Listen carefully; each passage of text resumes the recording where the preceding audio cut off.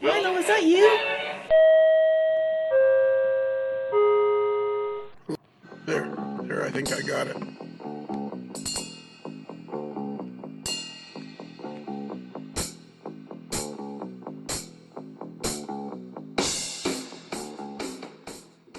I'm off to a great start. It's hard to soar like an eagle when you're surrounded by turkeys. My dad used to say that all the time. Wow. Wow. That wasn't fake. And is he? Anyways, did I hurt your feelings, Mike? Well, first of all, I have to have a feeling. Don't be like that. Nothing more than feelings. Who sang that? I don't know, but not you guys. I have a question. I have a question for you. This problem has probably since long been resolved, but today we released fans number 32, 33. Let me see, which one was it? Let me go to the big page here. Let me go to the big page and see which one it was. I think it might have been. Let's see. Today was fans number 33, and it was a picture of Tom Patterson doing a White House tour. And during that one, we had great discussions about whether or not he should be a super fan, because he's standing in the White House beside a Christmas tree holding an AML sticker, which I was very impressed by. But then hard part wasn't, and Kelly wasn't so much. So then we decided we'd make it a yay or a nay. So then my question is, has his wife voted in favor? Does that vote count? Well, it's a vote. I mean, I don't see why it wouldn't count. It does. The president's wife, president of the United States, his wife, vote for the president as well? Good point. That's why I'm asking you. I've gone to greater brains than my own, greater intelligence than my own, and they couldn't be found. So you asking us? I would say yes, absolutely. There is no reason to negate the vote. Okay. I'm sure she's a lovely woman. Her name is Deidre, which is a nice name. So I'm sure she's a lovely woman. Obviously, she was aiming somewhat lower than she needed to when she married Tom, but that's another story altogether. In answer to the question, it was a guy named Morris Albert. Who sang Feelings? Yes. Really? Then he got sued by some French guy who said he wrote it, and then they settled as co-authors. But is that the guy that sang it, though? Was Morris Albert? Morris Albert, a single that peaked at number 6 on the Billboard Hot 100. Number 2 on the adult contemporary chart. Talk about your one-hit wonder. 1975. Wow. Oh, 1974, and then on his title track of his 1975 debut album. Today, one of the Supremes passed away. Yes, that was sad news. It was. You can't hurry love. No, you can't. Just have to wait. Yeah. Well, love doesn't come easy. It's a game of give and take. Give and take. That was the beauty of growing up in Windsor. Because you got to be mildly impressed about the fact that I knew the lyrics to that song. But growing up in Windsor was great because CKLW was playing all the Motown stuff when all the stations in Detroit wouldn't touch it. Really, eh? Yep. Wow. Rosemary, I'm trying to think, Rosemary something was her name, was the program director. My story about Motown is in my early mid-20s, somehow, I don't know why, and I'd been through Detroit before as a kid with my dad and parents, but somehow in my mid-20s, mid to late 20s, we were driving through Detroit, and I suddenly realized that Grand Avenue and Motown was like not very far from the bridge. That's right. It was like, what, maybe a mile, 2 miles? Mile and a half, some in there, yeah. I know. And out when you're heading down to go towards Toledo there. I know, and I spent the next 10 years, 20 years, I'm still bemoaning the fact that, wait a minute, Motown was 4 hours from my house, and I never went? Like, oh my God, like Motown was just down the street from where I lived. And it's like the greatest, it's the beginning. It's Hitsville, USA, you know. Well, put it on a piece of paper, put it in your pocket. Rosalie Tremblay. And when you hit it big, and you can buy the Wayback Machine. That's one of the first places you get to go. Well, you know what Busted Knuckle is, Kentucky. You know what it is. If Detroit is Motown, is Hitsville, Motown is Hitsville, USA. You know what Busted Knuckle, Kentucky is? Pittsville, USA. Podcastville, USA. Oh, see, that doesn't flow very well. It doesn't. No, that's why it's in Kentucky. Yeah, well, there you go. Just over the river from Cincinnati. Yeah. Do any of you guys, are either of you fellas, by the way, we should introduce, right here on my left is Bruce, the mailboy, the moderately agitated mailboy. And on my right is none other than Mike the Spoon Ostertag from Green Bay, Wisconsin, home of the frozen tundra of Lambeau Field. Also home of Aaron Rodgers, who can't win, and home of a guy who bet. Yeah, that's right. Well, this is like 2 days after the Super Bowl. Yeah, whatever. You want to just start sending me $20 every 2 weeks? Yeah, so do I infer from that there was an exchange of money in your favor, Lionel? Yeah. Maybe I should. Maybe I should start doing it 13 cents at a time. Yeah, there you go. Every 2 weeks, just send me $20. No. So, anyways, on my right is none other than Mike the Spoon Ostertag. So, do either of you gentlemen know of Green Frog Productions? Yes. They are, I don't even know where they're located. But this next fellow we're going to interview, Chris Wehman, Wehman. He sent in an email to us some time ago, a few months ago. And he said, left his contact information and talked about how he had worked for Road Railer or Triple Crown Services. And he also shot video for Green Frog Productions. So then I got a hold of him, and he sounded like a really interesting guy. So I thought we should interview him. So that's what we're going to do tonight. Cool. Are you ready? Ready. As ready as we usually are. Yeah. Who wants to go get him out of? You know what? Just scream down the hall. Just somebody yell Chris and get him down. Get him out of here. Bruce can do that. He's bigger voice than I do. Yo, Chris. Hey. Good evening. Come on I'm in. Here. Come on in, Chris. All right. So how did you find the podcast? Let's start with that. Well, hey, good evening, everybody. Thanks for the invite. I'm happy to be on the show. I've been listening to the podcast for about a year and a half now, and I just kind of found it on the podcast thing on your iPhone, looking for Model Railroad podcasts. So I wouldn't consider myself a long time listener, but about a year and a half in, and you haven't run me off yet. So I've listened to every episode, and I just love it. It's a lot of fun to listen to, and I'm really excited to be a part of it. Can you just first get like 5 minutes in and quit and come back later, or was it you were in and good to go? Well, I was driving and I did start nodding off a little bit, but once I hit the rumble strip, I had to put the music back on. But I suffered through it. Not at all. I think we got a problem already, boys. Uh-oh. He's humorous. Oh yeah, he's humorous, and he has a better radio voice than we do. Well, he sounds professional. He sounds like he's done this podcast thing before. No. No what? I don't think he has a better radio voice than us. Okay. I think he is very enthusiastic. He's very enthusiastic.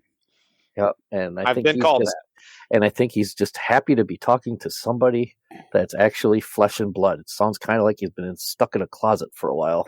Spoon, there's a lot of truth to that. Yeah, Spoon, you're very enthusiastic too. That's why you're on the podcast. Hey, Chris, would you like to send me $20 every 2 weeks? I'll have to ask my wife. That's a lot of money. Don't do it. Don't do it. I'm gonna have to start. Well, next year we're gonna find something where you can possibly win. Why don't we start doing NASCAR races? I got a system for doing NASCAR. All right, let's do that. I would love to do that. Me and Bruce used to have a real fun pool years ago that we could start. I think that would be a blast. It is. Let's see. What the Bud Shootout is Friday Bush Clash. The Daytona 500 Sunday. Yeah, on Valentine's Day. What else is on Sunday? Spoon. Let's see. I've got Valentine's Day, buddy. No, the bouquet of bacon. Yeah, the bouquet of bacon. The bacon roses. Yes. No, that's not it. No, because you know what? It doesn't matter how long. I've been married 27 years, and I've gotten to buy for 27 years without having to buy flowers on Valentine's Day. That is so going to blow up in your face. It so is not. See, I'm doing okay because my better half has forgotten our anniversary twice. So, bonus. Oh, see, that's when you put in the hip pocket until you need it. Oh, I got those cards laminated in my wallet. I buy flowers for everybody. I buy them for my secretary, Barb. I buy them for my doctor. I buy them for everybody. If you're female, you're getting flowers. If you got to put up with me, you're getting flowers. Hey, was there somebody else in the room we were talking to? Oh, well, we'll get back to it. We're having fun. We're having a good time. We're having a little chit chat. Oh, right. So Mike, we occasionally digress, right? Yeah. Oh. Hey, this will be it. No, this is it. Let's ask our. Whereabouts do you live, Chris? Roughly. So I live in a little town called Ringgold, Georgia, which is about 5 miles from Chattanooga, Tennessee. Okay. So just across the state line, about as far north in Georgia as you can get. All right. Oh, really? Okay. And will you buy your wife flowers for Valentine's Day? Well, her birthday was a couple weeks ago, so I got her flowers for her birthday. So might go the chocolate route on Valentine's Day. You're going to get her something, though. Oh, I have to. Yeah. Yeah, you're not just going to. I know what's good for me. I need to get her something. Yeah, you're not going to just blow right by it. I don't think that's a good idea. No. But, it's all about if you set the bar from previous years. I mean, I think Spoon's got an idea. If you set the bar incredibly low and never go above it, then you're okay. But if that first time you get something, then that's the new bar. So it's easy to step over the bar for the rest of your life. Yeah, it's easy to step over the bar when it's laying on the ground, man. Exactly. Yep. So I have heard that wisdom from others. It just doesn't work for me, unfortunately. Are you sure you don't want to send me $20 every 2 weeks, Chris? Don't do it. I can buy a lot of N-scale freight cars for $20 every 2 weeks. There you go. Oh, you're an N-scale guy. I knew there was something wrong. No, I'm just kidding.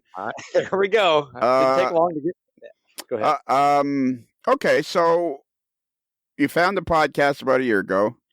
We haven't driven you away yet. Then you wrote in and made yourself known, which is great because that's how we found our buddy Uncle Dave Abelies. And are you a lifelong model railroader? I am. Yeah, I've been a model railroader since I was just a little kid. My father and my uncle were both model railroaders, and actually started in HO scale and did that through college, and went to college in Nashville, Tennessee, and was a part of the model railroad club there, and went to a train show and saw this huge N-track layout and fell in love with N-scale. So I made the switch at that point and joined that group, and I've been doing N-scale for getting close to 20 years now. Do you mind if I ask you how old you are? Yeah, I'm 36 years old. Oh. I am younger than the NMRA standard for age in this hobby. You're like, so do we go? You won't get a certificate of conformance because you're too young. Too young. By now, we've long since if Gordy became president, I guess the whole standard thing goes right out the window. Because isn't Gordy only like 33 or something? Anybody? Oh, is he even that old? No, I think he's at least 33. I thought Bruce would know for sure. He's in his mid-30 range somewhere. Yeah, that'll be cool. So, are you familiar? Do you belong to the NMRA, Chris? I do not belong to the NMRA, but I've already decided if Mr. Gordy gets that office, then I will be joining because I'm really excited about the things he said he wants to do, and I think I'd want to be a part of that organization. But I have never been a part of it. You are like the fourth or fifth person that has said that to me. That if Gordy gets elected, they're going to join the NMRA. I think that alone is worth the price of admission. So let's talk. So where did you said you went to school in that? Where are you from originally? Yeah, so I'm from a little town called Bryan, Ohio, which is about an hour west of Toledo, and right up in the northwestern corner of the state. And went to school down in Nashville at David Lipscomb University. And then actually when I graduated, went back up to Fort Wayne, Indiana, which is about an hour from where I grew up in Bryan. And that's where I started working for Triple Crown. Worked there for about 9 years, and one thing led to another, and ended up down in Chattanooga. So how'd you get a job with Triple Crown? It's kind of I hate to say. There you go. Yeah, boy. It's just for a podcast. Listen to all the episodes. I'm going to go ahead and say it. It's an interesting story. Yeah. So I know you guys will be the judge of that. Yeah. So I was in college and had a professor that said, you need to find something you're interested in doing. And I always have loved transportation, obviously the railroad and things of that nature. So I was reaching out to all kinds of, trucking companies and other places to look for college internships. And I happened to send an email to the HR department at Triple Crown, told them who I was and what I was interested in doing, and didn't hear back from for a few months, and was actually home visiting over spring break that year, and was thinking to myself, or telling my mom, I said, I was really sad that, I didn't hear back from Triple Crown, because I could be an intern in the summer, I could live at home, commute and all that. And that very night, I checked my email inbox, and there was an email from the director of HR saying, hey, we'd like to talk to you. So while I was at home on spring break that week, I got a chance to drive over there and talk to him. So they hired me as a college intern. That summer, I was 20 years old and worked in the inside sales department, which basically what that does is you because remember, Triple Crown's a trucking company, so you deal with third-party freight brokers and get truckloads and move them across the road railer network. So that was my first introduction into Triple Crown that first summer. And then they said I did such a good job, they brought me back the second summer, and that's when things got real interesting, because they sent me to the big hub yard that they have, and I basically assisted the yard master that was there. They called it train coordinator, but that's effectively what they did, and kind of trained up on that job and filled in on shifts and things like that. So that was pretty cool, being 22 years old and planning trains in and out of a 10-track rail yard. So you were having fun right out of the box. It was terrifying at first, but eventually I started having fun. About the last week I was there, I felt like I kind of knew what I was doing. But no, it was very, very terrifying at first, because that's a lot of responsibility, and it's easy to second guess yourself. Well, where's the yard? Where is the yard for Triple Crown?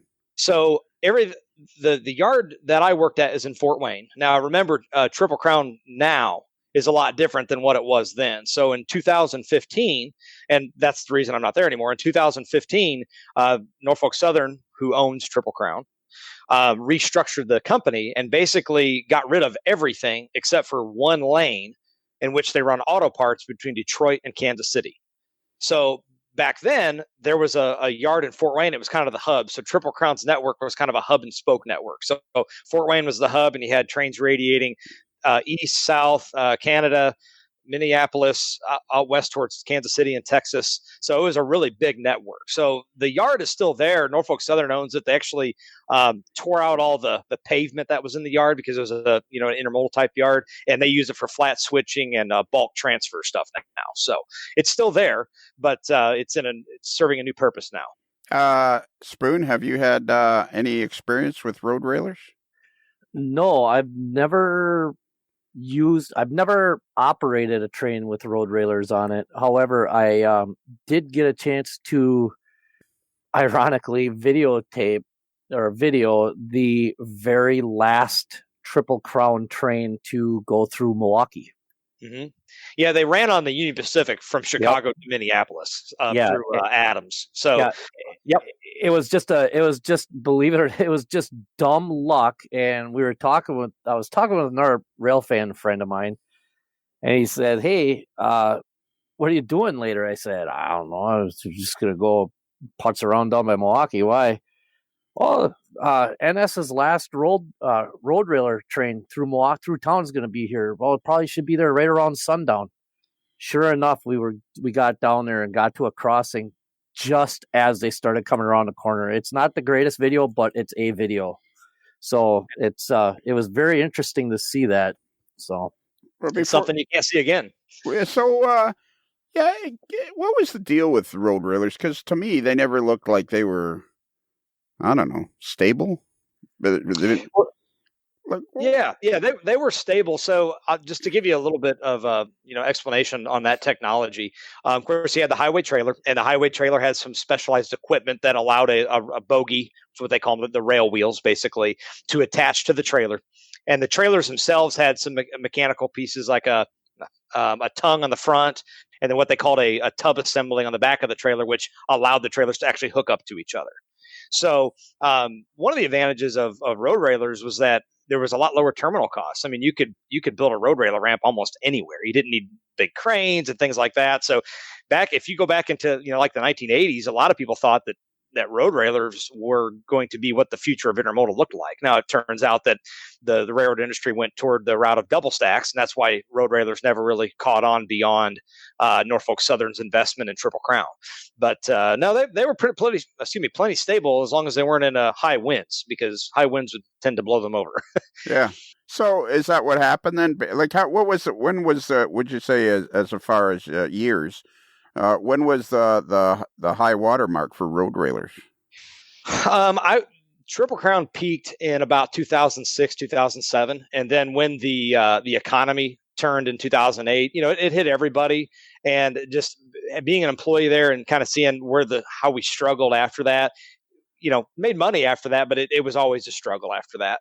And a lot of it too, when you're a subsidiary of another company, you're only able to control your own destiny so much, where there's decisions made for your strategic direction that you can't really impact too much. So, a lot of it was just not enough investment in the equipment. And ultimately that's why Norfolk Southern did what they did. They didn't see the return on investing the capital that was required to get more equipment. The trailers were really old. I worked in our shop for a long time. And I mean, even then, this was, 7, 8, 9 years ago, and we had trailers over 20 years old that were still out there, and they were just beat up and worn out.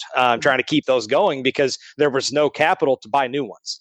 So it was a challenging situation, but I think at some point Norfolk Southern decided they didn't want to continue to invest in it. So that's ultimately what led to it. They were an autonomous use vehicle also. I mean, you couldn't mix those in with a regular freight train.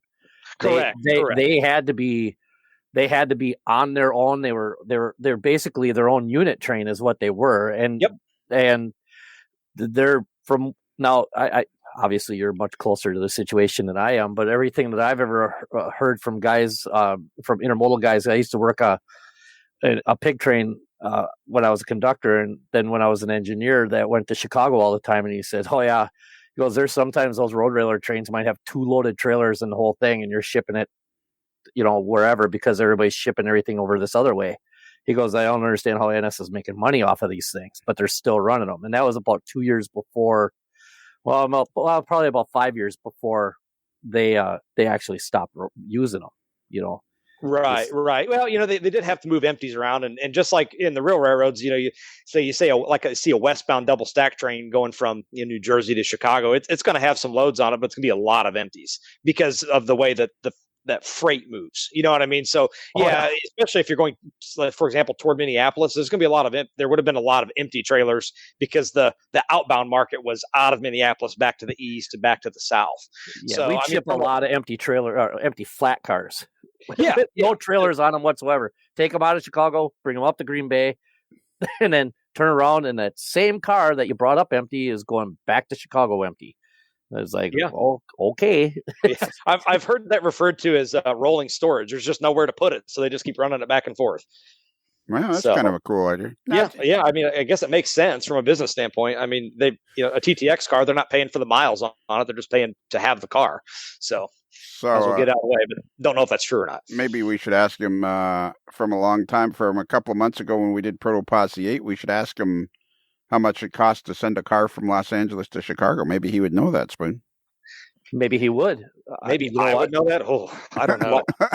Why don't you ask him? See, go ask him. We got into a discussion on Proto Posse number 8. First, it was talking about car storage, which we determined was about $3 a day, and then I heard after that it's like $1 a day, and then we were trying to figure out how much it would cost to send a boxcar full of widgets from Los Angeles to Chicago, because I'm fascinated by how railroads make money, because locomotives cost $1 million each, cars cost $150,000 each, and so many employees and so much maintenance. You kind of wonder how, as you see it rolling by. Yeah, I would, and I've never worked in railroad pricing, but I bet it would cost probably $6,000. And then the reason I come to that conclusion is you figured $2,000 to run a truck from LA to Chicago. Now a one boxcar is going to hold about 4 or 5 truckloads worth of widgets, right? So there's got to be a cost savings, or the shipper wouldn't want to take a month and a half for that boxcar to get from Los Angeles to Chicago, and they can get in a truck in 3 days. but there's obviously got to be a cost savings there. But I bet I would think it's probably $6,000. Wow, cool. That's a guess. And that's just my napkin math telling me that. All right, yeah. Comparing it to what a truckload rate would be. Okay, cool. So why did you choose, what was it about N scale that got you all excited about N scale? I'm a kind of a modern model railroader, model NS and CSX, big locomotives, big cars. And that's harder to accomplish in HO scale unless you have a lot of room. So what I loved about N scale was that the scenery dwarfs the trains. The trains are a lot smaller, and you can build that scene up and make the train fit a little bit better. And that's one thing I loved about it. And that's really what sold me on it, is instead of, I could have a 40 or 50 car train in N scale, but having the same thing in HO would be not very feasible. And on my model railroad, I don't do 40 or 50 car trains. It's more like 20, but it's really nice to see how well the scene dwarfs that the smaller size of the trains. That's really what sold me initially, and I've loved it ever since. Okay. And when you got into N scale, I imagine it already ran pretty good at that point. I mean, you're talking, 16 years, around the year 2005, something like that? Yep, 2004, 2005. Oh, yeah, it ran great. So I met a good friend of mine. He's still one of my best friends, Brandon Baxter. He lives up in Nashville, and kind of got to know him. He's just a few years older than me, and kind of let me run some of his trains, and it ran fantastic. I ended up buying a couple locomotives off of him, and just kind of built my collection up from there. Started with one engine, and then picked up a handful of cars, and I've got a lot more than that now, to put it mildly. But just kind of started picking up what I could, and I'm still doing that 15 years later. Yeah, it looks like, I'm looking at photos of your layout. It's looks like you're making some progress. And like you say, with N scale, you can really model a bigger vista than. Absolutely. Yeah. What do you think? I mean, sorry, let me talk over you, but a lot of my bench work width is only a foot, but you can, if you have a single track or, a single track and a siding and a foot width of space, you can do a lot in N scale. You can put a nice little seam there. And that's what I like about it. And, obviously I didn't have the house that I'm in now 15 or 16 years ago, but it's really worked out well to build the layout that I have and the space that I have in N scale. It's been fantastic. I'm really happy with the progress that I've made so far.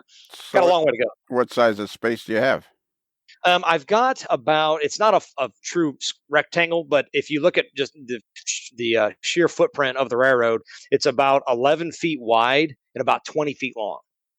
Yeah. And yep, go ahead. And the reason it's not a true rectangle is because it's double deck, and I have a helix kind of back in the corner. So the trains kind of leave the bottom level and they climb the helix. So the helix is kind of that additional 4 to 6 feet in that 20 feet. So, okay. So they go up the helix and then go around the top level and then go back down and continue on around the layout. And did you have any help track planning, or did you just kind of have something in mind, or?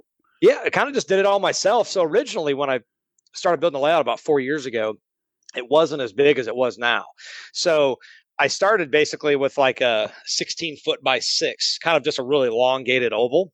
And, I was going to add a couple things up along the wall. And over the summer, I got to know, Uncle Dave Abelese and his story, and got to see his track plan. And, I was kind of scaling it down from HO to N. I said, his footprint on his layout is not much different than what I have if I took the layout size and basically cut it in half to N scale.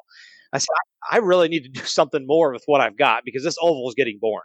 So I kind of started roughing in what a helix would look like, and, attaching the bench work along the wall and running it across to where the other layout was, which is about 4 feet from the wall over to where the layout was. And kind of just started sketching it and came up with what I've got now. I've never actually designed a layout from a track planning software or anything. It basically just all was in my head. Right. And you just kind of keep going and. Yeah. And you make a few mistakes here and there, but nothing that's been so big that I've had to rip stuff out. So the track plan you got now is kind of based on the fact that you heard Uncle Dave on the podcast. Yep. That's it. That's Perfect. it. So Uncle Dave inspired the expansion and putting more in the space that I had. So, I had an old desk in the back corner, and, I had never done anything. It was supposed to be a workbench. I'd never done anything but put stuff on it. So I sold that on Facebook, got rid of that, and that opened up room for the helix. And I started building the helix over the summer. It took me about 6 weeks, just doing one level a week, basically. Got that all done and then just kind of expanded from there. So I've been very fortunate to have a little bit of free time each night or whenever to work on the layout. And it is where it is now. So.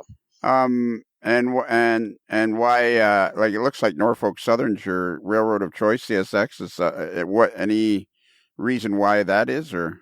Yeah, absolutely. So, yeah, the railroad officially it's called the Norfolk Southern Heartland Division. If anybody that's listening wants to look up the group, and I'll add you if you want to kind of see it for yourself. But it's a Norfolk Southern layout with CSX trackage rights trains. So, ever since I switched to N scale, I knew that's what I wanted to model. And the reason is, I'm a big prototype rail fan. I always say that, 1-to-1 scale is my first scale, and then 1/160th or N is my second scale. So the majority of my time rail fanning, I've spent rail fanning Norfolk Southern and CSX. So it's really fun to get to kind of take what I've watched for many, many years and what I've grown up seeing and get to see that in model form. So that's really what I really liked about modeling NS and CSX. Plus, I lived, grew up in the Midwest and then moved back after college to the Midwest, and now I live in the South. So my railroad is basically a north-south rail line that connects, some fictitious town in Indiana or Ohio, and then goes down south through Kentucky and Tennessee, and then kind of my main yard, which is just about at the south end of the railroad, kind of represents Chattanooga, and then wraps around to extreme north Georgia, and then on to staging. So it's kind of fun to get to model the places I've lived and the places that I've loved rail fanning for all of these years, and the railroads that I've loved rail fanning for all these years. I have a question for you, if you don't mind, Lionel. I don't mind at all. That's why you're here, is to ask questions. I have all night. This is a very serious model railroad question. Oh boy! Hope I can answer it. Is it a good? Is it a good question? Is it a great question? It's probably the question of the year so far. Wow! Oh boy. Have you incorporated the gingerbread house into the layout? A gingerbread house into the layout. Yes. This is a reference that I'm not familiar with, other than just like the academic gingerbread house. So well, on your Facebook page, you posted on December 18th a photo of a box, and in the background is a gingerbread house that looks to be in a form of construction, and I want to know if that made it to the layout. Oh, it didn't, and I can explain that gingerbread house. I bet you can't. This should be good. Yeah, this ought to be rich. Now this might be interesting. Yeah. Well, first of all, that's more of an O scale gingerbread house. That thing would be like 300 feet tall and N scale. But and you'll notice in that picture, there's a lot of gumdrops and things like that in the roof. Well, as I work down in my kitchen a lot of times and work from home. All those gumdrops kept disappearing. That was my snack during the afternoon, but the gingerbread was a little crunchy, so I didn't really get into that too much. But no, my wife and kids ate that or made that, and then I ate it. So perfect. But no, so you're saying no? The answer is a no. The answer is no. That's I'm very sorry to disappoint you, but I haven't seen that photo yet. I'm looking for it. How about further questions, Your Honor. How about on November? Oh, okay. Look, this is cool. On November 23rd, in 2020, he used dumbbells to hold down his cork that he glued down. Yeah, that's what happens when you're married to a fitness instructor. There's lots of weight equipment around, and I usually commandeer the 5-pound weights to put the track down. I'm looking. I haven't found the gingerbread. It's up. It's December 20th or 18th. Okay, I'm at December 7th now. Yeah. I'm looking. It's there. There's a box. Well, that box was my Christmas present to myself from Lombard Hobbies. Oh yeah. Okay. All right. Yeah. So do you belong to any clubs or what's model railroading like? How long have you lived in Chattanooga? So we moved here just about 4 years ago. Actually 4 years ago in about a month. And there is a couple of clubs here, but I decided that I kind of wanted to just build my own railroad. So I'm not a part of a club.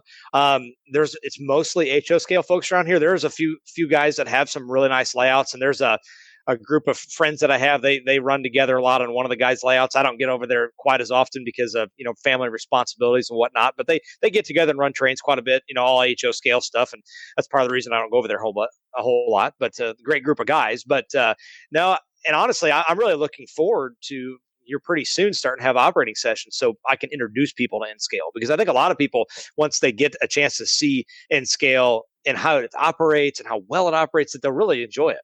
So I'm not quite to that point yet, but I'm getting really close. That's the cool thing about N-Scale, really. I mean, in reality, every time you go to a train show and somebody's, what are the guys, Mike and up in your at what do they call it, Train Fest? What are those guys that have that fantastic N scale layout? Oh, good Lord. Yeah, their layout is like miles long. Mike Skibby and those guys. Yeah, it's oh man. Well, there was a layout back in the 2008 N scale convention, which was quite a while ago. Had the largest N scale layout ever built, and it had 750 modules. Yeah, because N-Track is huge, isn't it? This was an N-Track layout, yeah, and it was.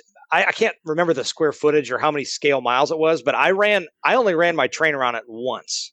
I ran my Triple Crown Road Railer train, and I was moving the entire time at, I would say, roughly, scale 50 or 60 miles an hour. I was just a nice speed for an N-scale train. Took me 3 hours to go around once. Wow! Oh. Is anybody building the road? Because road railers were somebody modeled those. Who's the N-scale ones by? Deluxe Innovations. And they're not in business anymore, so no, they're not available. You have to find them on eBay or Facebook or wherever. But I've got enough, thankfully. But they're really hard to find. They're real hard, and they're very expensive. So didn't Walters do them at one point? Now Bowser's made them an HO, and maybe somebody else, but an N Deluxe Innovation. Oh yeah. There goes that N scale thing again. Have you ever thought about modeling an S scale? And that's quite the different direction than going into N. But no, I haven't. No, I'm pretty happy with N. I've got too much money tied up in N to do anything else. Yeah, exactly. Don't know what you're missing, bud. I all the love for S scale, nothing against it. If it's a scale, I like it. I just got to pick one, or you'll never get anywhere. I don't have the space to do too much more than I got. I've exceeded my allotted space. My basement's unfinished, and there's a crack in the concrete where it was poured. And when I built the layout, my wife said, "You can build the layout up to that crack." Well, now it's about 2 inches past the crack, and she makes sure to remind me that I've exceeded my land usage in the basement. So, well, I can't move it now; it's attached to the wall. So she forgave. I would have just filled in the crack and made a new crack. Got it with a concrete circular saw, cutting a new. Yeah, exactly. Yeah. So, is it like a gaping crack or just a little crack? No, just one of those cracks when they poured the foundation. It's a straight line crack, just when they laid the basement down. I mean, it's not a structural crack. Oh, okay. I mean? It's just okay. You know what I mean? Yeah. So I don't know what you call it, but it's there on purpose.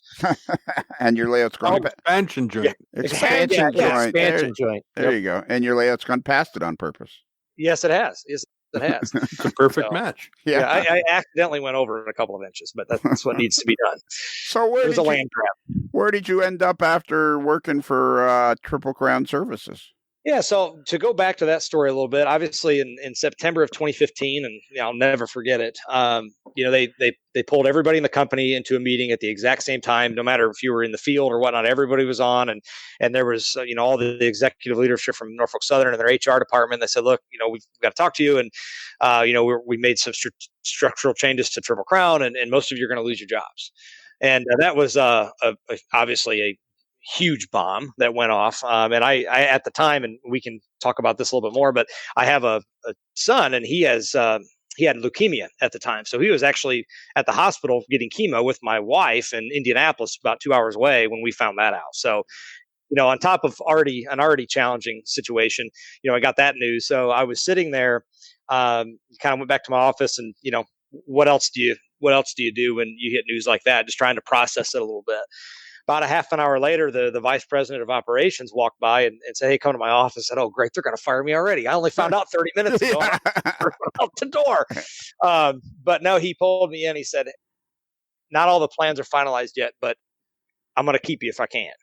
So I intend to keep you with the company. So that made me feel a lot better. I mean, it made me feel really bad for everybody, because most people were going to lose their jobs, but it meant, and still to this day means the world to me, that they thought highly enough of me that I was on the list of people to stay. About 10% of the employees remained at the company. And took a different job, and basically it effectively was a little bit of a step backwards as far as what I wanted to do with my career. And that's why I left about 5 months later, because I wanted to continue. I knew it was kind of a dead end, and I was beyond thankful to have that job, but I knew I wanted to do other things. So I left and went to another company up just across the border in Ohio. And purely a trucking company running auto parts for Honda.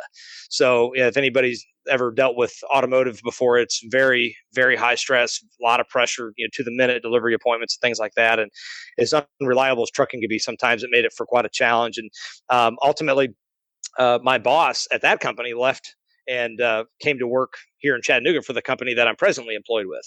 And so a few months later, I called him up and said, "Hey, I see there's a job posted," and kind of told him about what it is. Said, "You know anything about it? Do you think I might be a good candidate for it?" So he kind of plugged my name in the right places. I came down and got an interview, and now we work at the same company again, and he's my boss again. So it's kind of funny. He's been my boss at 2 different companies, but it worked out. I was only at that other company. I call it my my rebound job. I was only there for about 10 months, and then left and came here, and I've been here, employed for a little over 4 years with my current company. So you've been in the trucking industry then pretty much ever since even before you got finished with your schooling. Yeah, since 2005. So that's all I've ever done is, I said I had trucking / intermodal and the rail component when I was at Triple Crown. And then after that, I'm all on the 18-wheel side now. So I miss a lot of things about the railroad, but the way the railroad is anymore, with PSR, and I know a lot of railroaders, it's a very challenging place to be, depending on what it is you're doing. And I'm happy to be where I'm at. I'm really, really thankful for the job I've got. I'm real content with it. So I think I'll just stay right where I'm at. And it's challenging too, because trucking is definitely not easy and it's super competitive, but, and there's a lot of challenges there too, but I'm happy being where I'm at. Yeah, because they're going to electronic logs and GPS tracking, a lot of Oh that. yeah, that's right? all. Yeah. That's all been in place for a long time. The issue is hiring and retaining qualified drivers. It's not a job that a lot of people want to do. So that's a huge challenge, and not just for my company, but for the entire industry. So it's, last year during the pandemic, truck driving schools shut down for a long time. I think there was somewhere in the neighborhood of about 200,000 fewer CDL licenses issued in 2020 than the year before. So, you always have people exiting that industry, but we also lost 200,000 people from entering it because of the pandemic. And even now, truck driving schools are in, limited class sizes. You're just not getting as many new people out. And in big companies like the one that I work for, we rely on students. We rely on new drivers to drive for us. So that it's been really a struggle, and it's going to be a struggle for the foreseeable future. I don't think it's going to go away anytime soon. Lionel. Yeah. Lionel. Yeah. Just remain calm here for a second. Okay. Chris. Go ahead. Okay, you've claimed to listen to the podcast several times, right? I claim such, yes. Yeah. Okay. So therefore, you do understand that the AML Network hates acronyms. PSR stands for Precision Scheduled Railroading. Thank you very much. I apologize. I will not use any more acronyms. Please accept my apology. Why do I feel like the AML cop tonight? Yeah, there you go. I'm like the bailiff of the podcast. Yeah, write them up for an anachronism. Yeah. Whatever it is. Yeah, an acronym, not an anachronism. The sad thing is I know enough to be dangerous. So I think we just found a new job for Kelly. Oh, there you go. Oh, there you have. Well, wait a minute. Don't you think we need somebody a little bit more Kelly's up to the task? What about Pinellas? Kelly is perfect for it because he's going to be issuing tickets to old ladies. Well, Grandma, you were speeding. I have to give you a ticket. Yeah.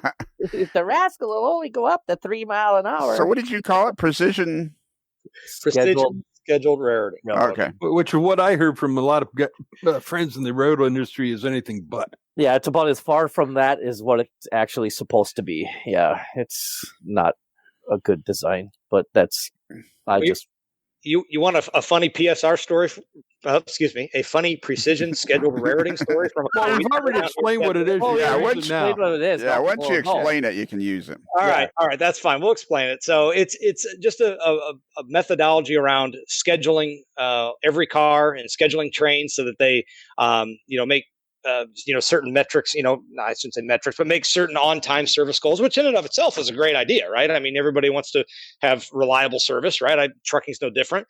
The challenge is sometimes you're trying to squeeze blood out of a turnip a little bit. And Spoon, about this more than I do, with manpower, with labor, with power, or, locomotives and things like that. And again, there are certain elements of that seem like a good idea. Just maybe they're not very well executed.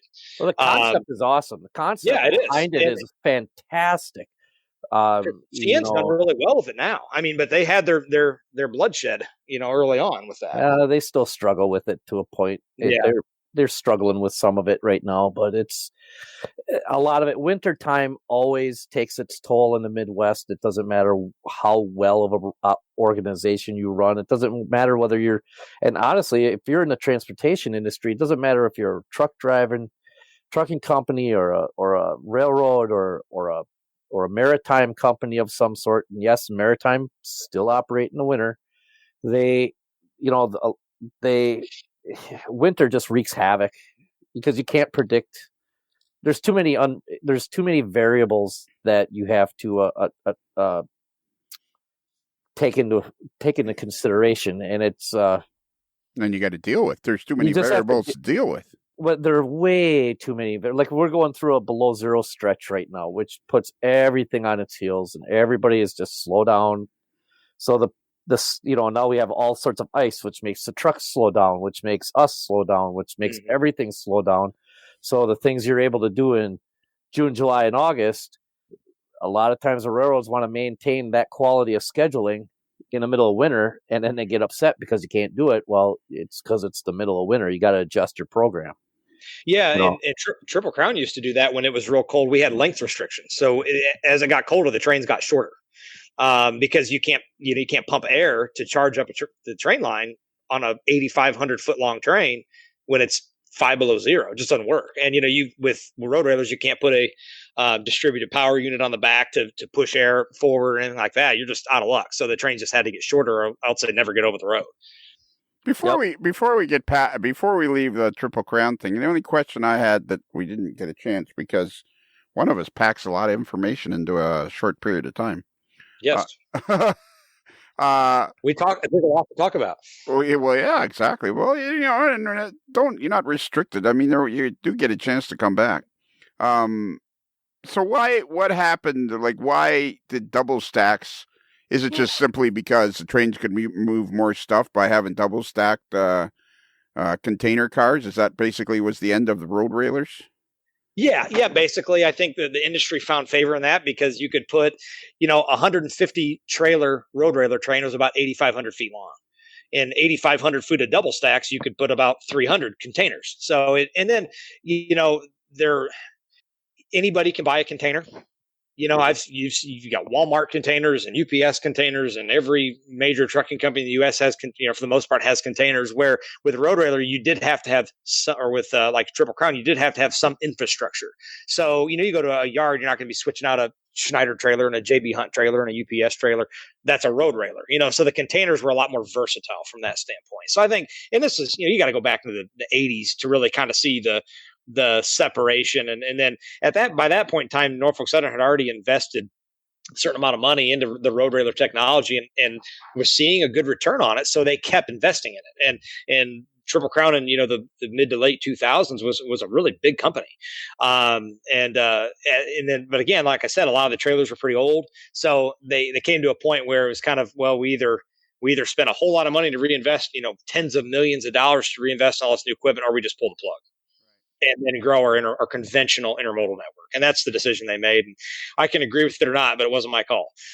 So that's really, what the big difference was. There's just more, I guess, economies of scale and flexibility with double stack, because anybody can roll into an intermodal yard with a container and have it slapped on a double stack train and go wherever you want it to go. And you don't have to have your own yard or anything like that. Schneider doesn't need its own intermodal yard to run containers all over the country. Right. So, so was it a complete surprise when they shut down the company? Like like you say, they had everybody have a meeting. Was it just like a complete nobody saw it coming kind of thing? Yeah, pretty much. I had some concerns for the year or two prior because I wasn't seeing the reinvestment. And I was starting to say, I'm just wondering what their plan is. So the rumor at that time would, was to basically turn Triple Crown into a conventional intermodal transportation company like a small JB Hunt or Schneider or Swift. Some of the other companies that have a pretty strong intermodal presence, they had actually drawn up some of the Triple Crown properties and kind of planned them out to see what they would look like as regular conventional intermodal yards. In fact, in my basement, I have the drawing for what the hub yard in Fort Wayne was to look like if they switched it to a conventional intermodal yard with containers. So I think that's pretty cool because I think I'm the only one that has that, and it never happened. It's just a drawing. I'm eventually going to have it on my wall. But that's kind of what we all thought was going to happen. Starting in about 2011 or 12, we started installing lift pads on all of the trailers. And what those are is, it's, as the name implies, it's a piece of steel that you put at the lift points on the trailer where a crane would pick up the trailer to put on a flat car. So we started installing lift pads on them. And then in about 2013, we actually started leasing conventional highway trailers for TOFC or conventional intermodal. So we started growing into that. And I was actually pretty lucky. I kind of got real heavily involved in that, which led me to being able to spend a whole lot of time at Norfolk Southern Intermodal Yards. So that was actually pretty cool later on in my time there. Spent a lot of time in Chicago at the NS yards, and actually at the BNSF Willow Spring yard as well.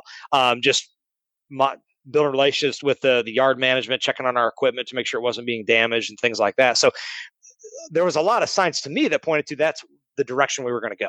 At some point they're going to say, hey, we're going to start, buying containers. We're going to start putting cranes in the yards. And then we would be, Norfolk Southern's kind of in-house intermodal carrier. But I believe they didn't want to alienate their customer base and basically be competing with their customers. So they decided not to do that. In fact, I do know of a story, and I don't even remember what carrier it was, but we won a substantial amount of business out of, I don't know, Chicago or somewhere from another carrier. In transportation, you bid on freight, right? A lot of shippers, yearly and things like that.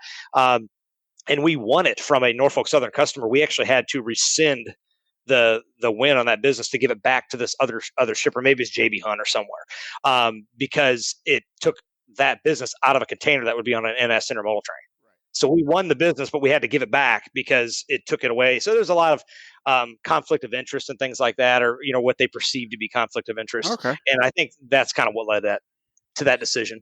So I got two questions before we get on to because we got to save time to talk about your videography. That's Absolutely. So I got two questions. So I think almost everybody, lots of people do know that TOFC stands for Trailer on Flat Car. It took me a long time to figure that out. Sure, and is that still a thing? It is. Oh yeah. There's lots of trailer and flat cars. So, as much as the railroads would probably like to have it all be container, there's still a pretty healthy business of trailer on flat car, because you've got some carriers that they put their trailers on premium trains like less than truckload. I about used an acronym again, Spoon. Almost said LTL, but I caught myself. They put their pup trailers or they actually have intermodal trailers that they use, and they basically line haul a lot of their freight on intermodal trains, but they don't put it in containers. So even UPS uses trailers, though a lot of that has switched over to containers now. But if you see, depending on where you're at, if you're in an area where there's a lot of intermodal traffic. So I grew up, in Bryan, Ohio, which is on the former Conrail, now Norfolk Southern Chicago line. There's 25 intermodal trains a day on that railroad. And some of the premium trains will be half to 3/4 all trailers. And that's your real hot shot, like 20E and 24M out of Chicago that go to the East Coast. There'll be a lot of containers, but there'll be a lot of trailers too. We've seen quite a few TOFC equipment at Rochelle. Yeah. We've seen that, Lionel. Almost always on the BNSF, not on the UP. The UP is always container trains, stack trains, stuff like that. I don't remember the last time I saw a trailer on the UP side at Rochelle. Well, the BNSF side, we saw them all the time. Which side is the BNF side, the north side or the south side? The south side. That's what I thought. Yeah, well, I think I've seen. Yeah, but we usually a lot of times we see those UPS trailers. Yeah, we see all those a lot. Well, they used to have on that line, they called it the Bird.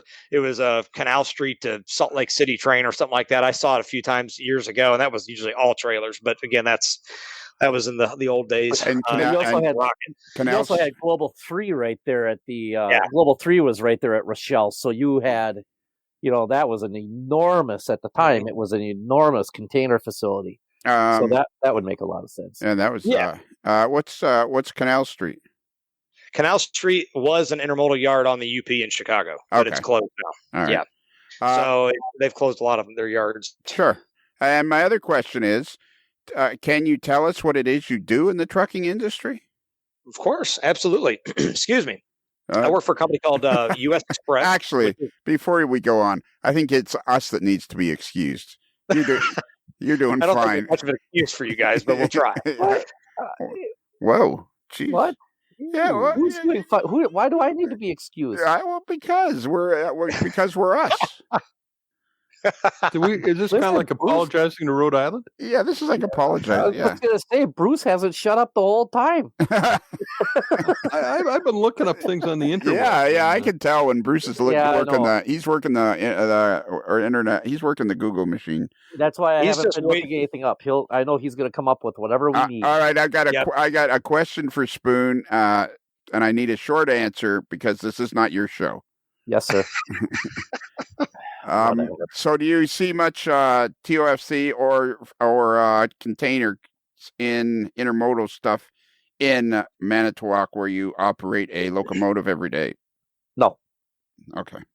Not at all, like less than 0%. Okay. Because I guess you need at least something to get the trailer, but yeah, okay. I just thought I'd ask. So that's a no. So we see equipment, like we might see a container truck. Right. Yeah, I understand. Roaming around town, but nothing that comes to me that I deal with. Okay, cool. Do you ever see a Kevin Marks tooling around in La Fonda? No, which is highly disappointing. Do you think he's trying to take a run at me by jacking up the price? He's never going to drive the thing and then expects me to pay some sort of... I can neither confirm or deny these accusations. I will say this much, though. Peter Borchers has come to Manitowoc. Yes, he did. Has come to Manitowoc, yes. And Kevin Marks, who lives like right next door, doesn't. Supposedly good friend of ours, has never been to Manitowoc. Yeah, would it kill him to show up one day and buy you a hot dog? No, I don't. Or show up a nice hot day with some nice cold lemonade or something like that. Yeah. Oh, that's. Wouldn't that be nice? Yeah. What a great AM. You know what? That would be a great. Let's make a note there to work over Kevin next time for not. Taking better care of Michael. You know what that would be. He has taken very good care of me. I can see. You know what that would be if he showed up in Manitowoc with lemonade on a hot day. Oh, you know what that would be? That'd be another whole show called "Great Moments in AML History." It would be. It would be top 10. All right. So, what exactly is it, Chris? Because you're talking lots and lots and lots about the trucking industry. What exactly is it that you do in the industry? Sure. So I work for a company called U.S. Express, which is based here in Chattanooga. And so I work in what they call dedicated, which means you get contracts with certain specific customers and you provide service to them, whatever that service might need to be. So a lot of the customers that we deal with is like distribution center to store. So think of a truck coming out of a Walmart distribution center going to a Walmart store. You know what I mean? So a lot of that involves, we're taking the product that has been shuffled around inside of a distribution center and we're delivering it directly to the store. So it's a lot of retail, like your big box retailers, your dollar stores, things like that.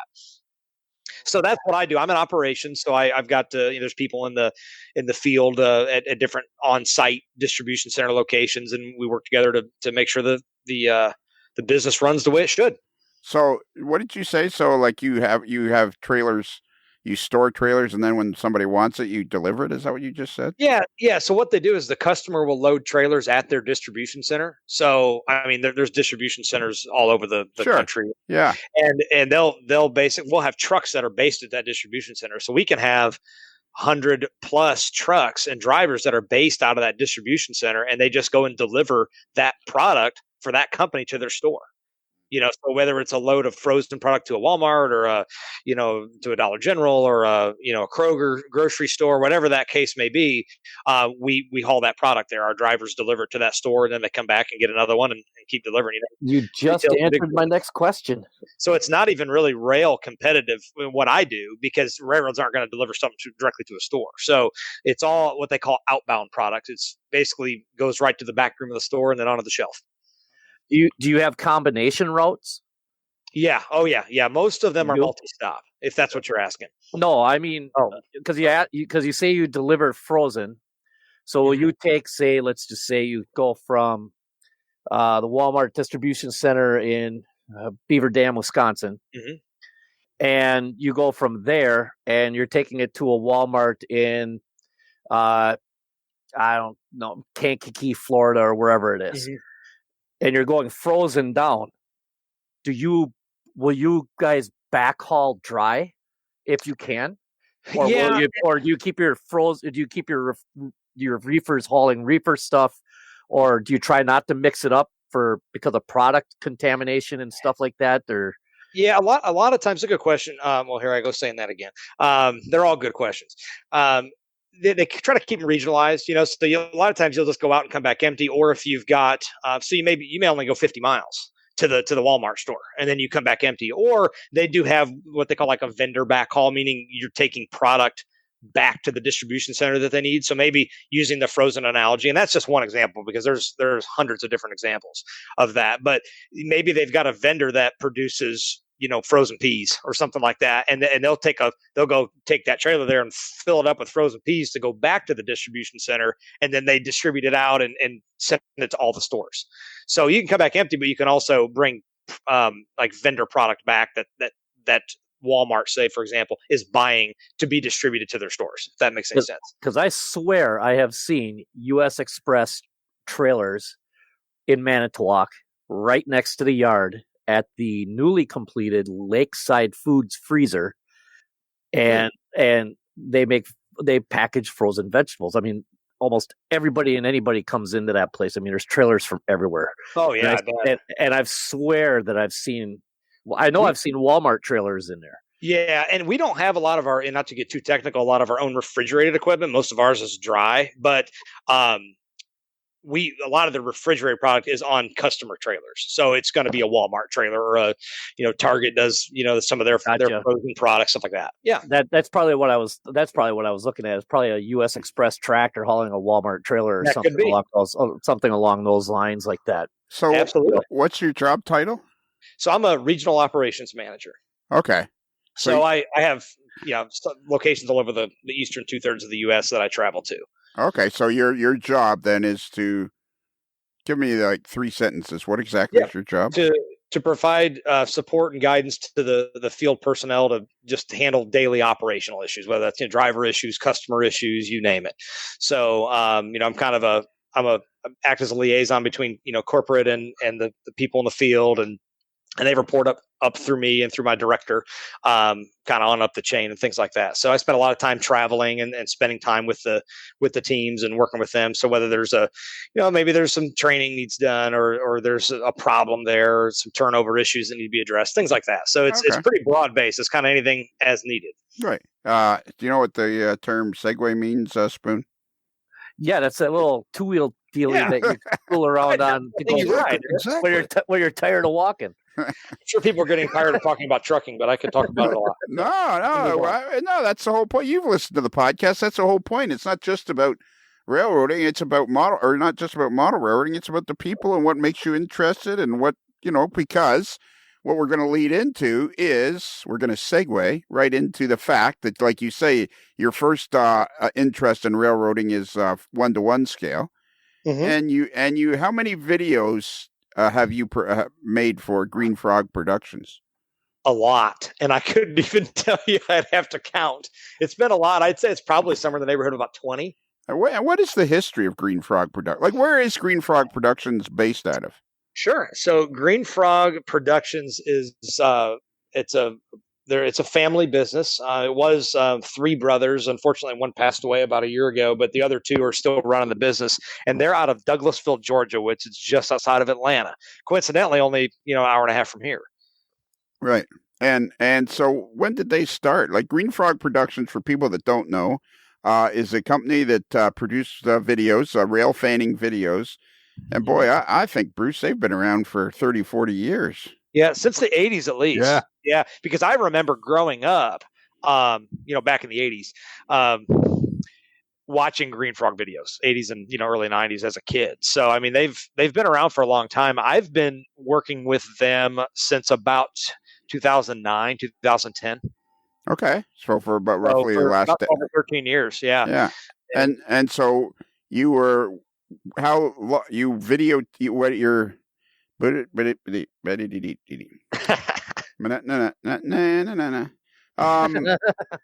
just I want to ask the right questions here because number one, I've never met anybody that's produced videos for Green Frog Productions, and number two, Green Frog Productions is well respected in the model railroad industry and in the rail fanning hobby.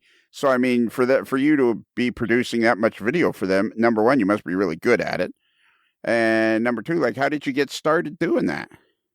Well, I've been shooting video for a long time, even before getting to know the guys at Green Frog, and I'd be with the N-Track group in Nashville, and we'd be hanging out at the layout room at the N-Track Club in Nashville was a part of the Tennessee Central Railway Museum, and we had a permanent layout set up there all the time with it, and there'd be chances to get the DVD player out and play train videos, or I'd hook my video camera up to show them what I'd filmed recently. And they said, well, you need to sell these things. I mean, this is really good stuff.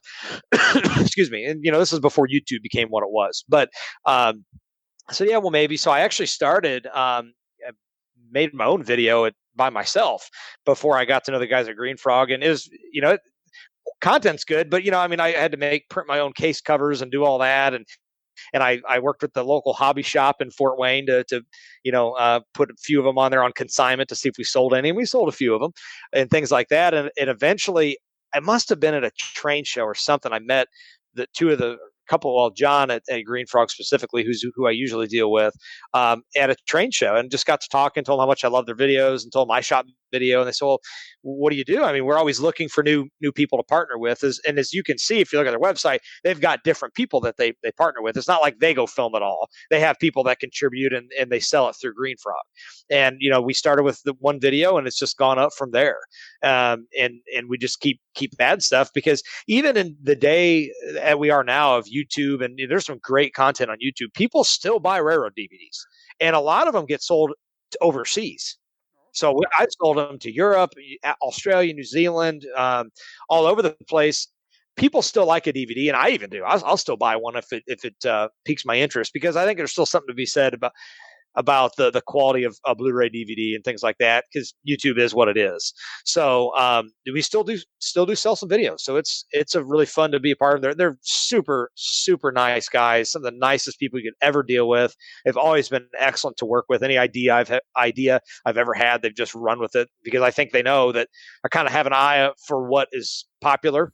So they've always been welcome to any kind of, if I do like a series or something like that, they're always welcome to those ideas. And they've always been great to work with. Yeah. In answer to the question, 65 is what's listed, including some of the package sets. Wow. I don't think some of them too could be like the standard def and the Blu-ray, but actually, it could be. There is 65 items listed under your name. So if you click that title, it actually has a preview of it. Not that I want you guys to watch it now, because it'll be dead silent. We'll be back in a few minutes. Yeah. Yeah. But if you ever want to kind of look at it, it'll show you what the video looks like and things like that. So you click in there, and they've got like a little YouTube kind of clip that you can see first 7 or 8 minutes of the video. Yeah, they got like 8. I'm looking at one. I just picked one, the best of Norfolk Southern, and there's like cool. 8. Yeah, he said modestly. Just got released. That's how I know. Yeah. But yeah, it's great, and it's like 8 minutes long. They give you to look at, so there's plenty to look at. So it's a triple count train going by. So how did you get started doing video of railfan video? So I started filming. So my dad actually, from a very amateur level, started filming trains when I was a kid, and I still have all of that footage. It's on DVD. Not very good quality, but he died when I was 11. Oh dear. Yeah, he did, and I have all of his trains and everything still. But I've really just enjoyed the concept of shooting video. I started shooting video, again, very, very poor quality video when I was about 13 years old. And, when I got into high school, I started doing a lot of photography as well. Shoot a lot of slides and things like that. And I still have all those too. But about 2004, I think I decided I wanted to really just hone in on shooting video because I enjoyed it more. I liked the moving picture with sound concept, where I got the audio and the movement and things like that. It just appealed to me. So I sold my cameras and bought a more expensive video camera. And it's kind of from that point forward where that type of footage would have been used to Green Frog. Prior to that, it wasn't as good quality. Right. So, that's kind of why I started doing that. And then I switched over to digital in 2008 or 2010, so you can do Blu-rays. Okay. So, right. So you got standard def and high def. So, and before we get off topic, when you said there about your father passing away, I wanted to say, has anybody ever told you you have a tendency to pack a lot of information into a short period of time? You talking about me? Oh, yes. I can talk a lot. Yeah, I'm not known as a quiet person. So when you were telling us earlier about your son having leukemia, so how's your son doing these days? He's doing great. He's 7 years old, and he's been cancer-free for 5 years. Wow. So excellent. He's good to go. He was a little boy. He was 18 months old. So he, to tell you a little bit about his story, he has Down syndrome. So he was born with Down syndrome, and children with Down syndrome have a higher likelihood of contracting leukemia, which is a blood cancer, for those of you who don't know. And for whatever reason, they have a higher likelihood of getting it, but they also have a much higher success rate of beating it because, as many of you know, leukemia is not anything to joke around about. It's very bad cancer, and it takes a lot of people. But for whatever reason, for reasons unknown to me, the biology of somebody who has Down syndrome, they can get it more easily, but they can also beat it more easily. So, and it's even funny, there's different types of leukemia, and the type that he has is the best type for somebody with Down syndrome, but it's the worst type for somebody who is like a typical person without Down syndrome. So okay. It's just crazy. Biology is just really interesting, but no, he's doing great. He's doing great. I'm hoping they're sleeping. So I got school tomorrow, and I have a 5-year-old daughter as well. So then they should be sound asleep because they've got school tomorrow. Yeah. Well, if they're listening to you, they won't be. Yeah, exactly. Well, I got the door shut, so they're used to me talking. Well, that's good. I'm glad he's doing okay then. What's his name? His name's Andrew. Hey, Andrew, how you doing, buddy? I'll make sure I pass the message. Yeah. My daughter's name's Lydia. Lydia. Okay. And what's your wife's name? Her name's Kelly. Hey, Kelly. Hey, Lydia. Hey, Andrew. And she's downstairs trying to avoid me too. So she'd be afraid I'd pull her into this thing if she opened the door. What? What'd you say if she opened the door? What? If she opened the door, she'd be afraid I'd pull her onto the podcast and make you ask her questions. Oh, okay. All right. And we don't want to forget to, so I'm still looking at this. So your dad passes away, and he was he was an amateur videographer. He was a rail fan then, was he? He was a rail fan. Yep. Grew up as a rail fan and a modeler too. So he was an HO scale modeler, and he modeled a couple kind of fictitious. Well, they were actual railroads, but they were absorbed into the New York Central like in the 20s. One was the Michigan Central, which I'm sure you've heard of, which kind of ran from Detroit to Chicago. And the other one was called the Cincinnati Northern, which was another kind of component of New York Central that ran through our hometown. It's all gone now, from the Cincinnati area up to Jackson, Michigan. Oddly enough, and since two of you on this podcast are from Canada, the paint scheme that he used for the Cincinnati Northern is actually the Toronto, Hamilton, and Buffalo, that brown and cream. Okay, yeah. I have a bunch of TH&B painted locomotives, but they say Cincinnati Northern, but he custom painted it all, and they're really cool. Bunch of old Atlas and Stewart engines, so I still have them all, and I need to get out and run them at some point. But no, so he inspired me to love trains. That's definitely where that interest started. And his brother, my uncle, was also a rail fan and modeler, and he's since passed away as well. But after my dad died, my uncle would take me to train shows and running trains at his model railroad club and things like that. So it's a lot of really neat memories. Yeah, so you got a lot of real history in the hobby of rail fanning and the hobby of model railroading. Oh, absolutely. Yeah. So my dad was actually a part of a model rail club in our hometown. It's not around anymore, but after he died, a lot of the club members still let me come down and run trains. So I did that until I graduated high school and moved to college, and that's kind of about the time it disbanded. But I have just some of the best memories growing up of any time my childhood is going to that model railroad club. It's kind of neat because it was a modular club, and when it disbanded, one of the former members was about to build a model railroad, so he actually went and bought up most or all of the modules that made up the club. So he still has that layout. And so you can actually still go run trains on the modular club layout. It's in this guy's basement, and he has people over and runs trains all the time. I've been to his house before. He lives up in Ohio now, but it's kind of neat. You can still run trains on the club layout. It's just in the basement of somebody's house. This is while we've been talking, I've had this 8-minute video going of this the best of Norfolk Southern, and man, your stuff is fantastic. Well, thank you. Appreciate it. I enjoy shooting it. Oh man, it's fantastic. You're just have you ever have they ever considered putting it downloadable, these videos? I think they have, and I actually really need to revisit that, because it'd be nice to see what it would look like on like an Amazon Prime format. Some of them are Vimeo on demand. Yeah, they do have some. I just don't think there's a whole lot of traction around that, and I don't know what the barriers to entry on something like an Amazon where you can spend $7.99 and download it. I don't know how that works from a business standpoint, like what percentage of that Amazon gets. I'm sure it's not cheap, and maybe it's just prohibitive to do that. But certainly, I'm sure as technology moves forward, there's going to be more of a demand for that. But like I said earlier, when we first started talking about it, even in our day of streaming and things like that, there are still people who do like watching train DVDs. Yeah, sure. Yeah. And I mean, we can still do some downloads. Well, and regardless of what the future holds as far as DVD goes, you're not going to stop shooting video, period, end of sentence. You'll find another way.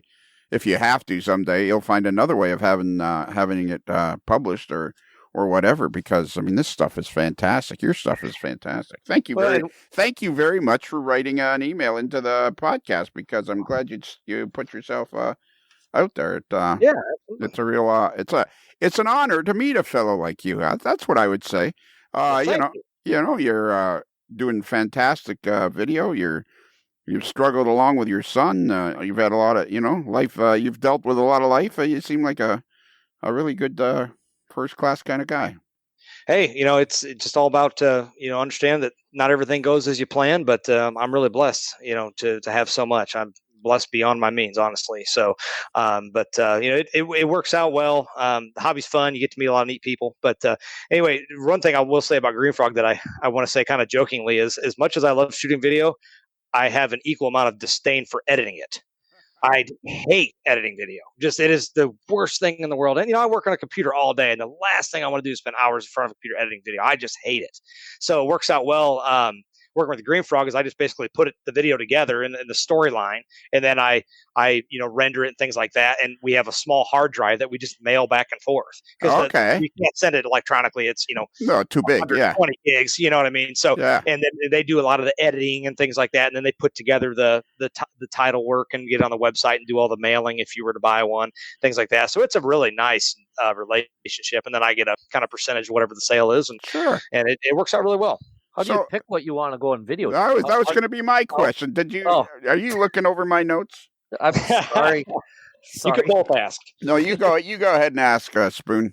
Well, being a rail fan and stuff like that myself, I know I always go and pick certain things I want to do. Like I just went out to west or central Minnesota and shot the Twin Cities Western.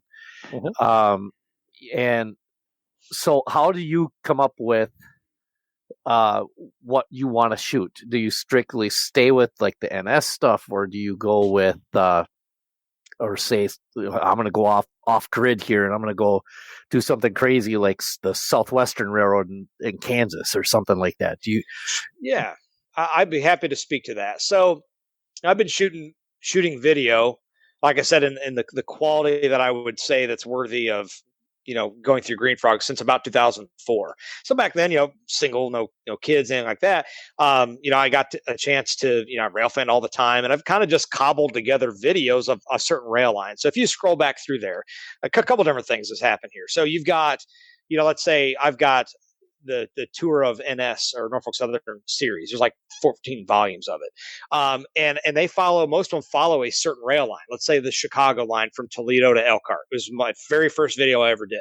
Well, I grew up on that line, so I had a ton of great footage. And I went through and in my head, I knew what I needed to shoot. It's like a documentary. So I wanted to make sure I had some scenes at every town. What is another, is there a scenic spot I want to get a shot, or is there some interest? Is there a junction I want to get a shot of? And then I kind of just followed that line till, in that case, I did one part from Toledo, Ohio to Elkhart, Indiana, and there's a big yard there. And then the second one is Elkhart to Chicago. So I worked on that video, and all the way to downtown Chicago, I filmed that one over a few years.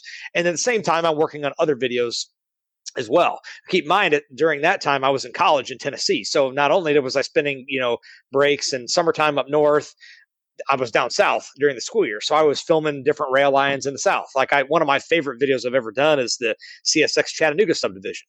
So I think it's CSX volume 4 or something like that. And I've got a ton of video on the line because it's beautiful. There's mountains, there's pusher districts, there's tunnels. It's just a really cool railroad line.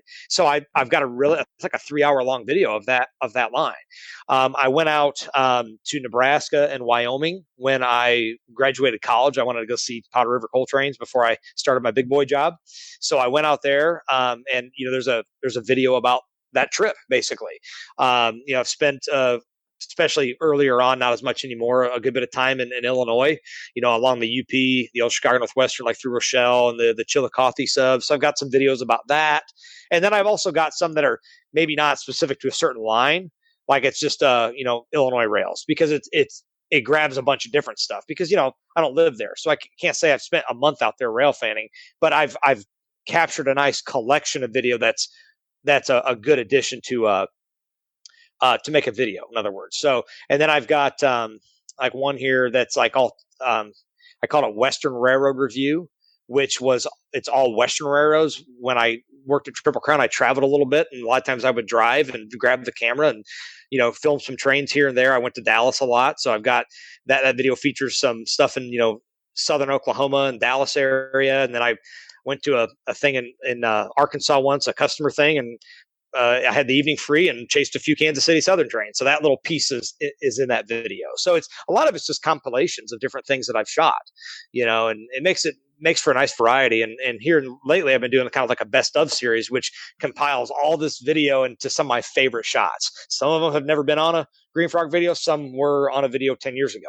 You know what I mean? So it's just nice to kind of go back and revisit that and see all the cool stuff that's, quite frankly, a lot of it's gone now. I mean, a lot of the engines that you can see, it's kind of fun to see what's changed over the years and things like that. So that's kind of the explanation. So there's some of the videos follow a specific line, and then some are more of like a compilation of a region of the country. Like, I got one here that this one was fun. CN across the border. So just compiled some video that I'd shot around Battle Creek, Michigan, on the Grand Trunk line, and then over around like Woodstock, Ontario, and Brantford, Ontario, and Bayview Junction, doing a couple trips up there. So it was a neat, across the border video. So you got some U.S. stuff and Canadian stuff on that one. So. Wow, I'm looking at the video from, don't tell me, let me guess, let me scroll here. Let me get scrolling. CSX and NS in Virginia and West Virginia. Boy, that's a good one. You shoot some great stuff. You really have a real eye for this. When did you feel like did you get a sense that your stuff was pretty good? Like, there must have been a time when you kind of looked at it and went, wow, this is pretty good.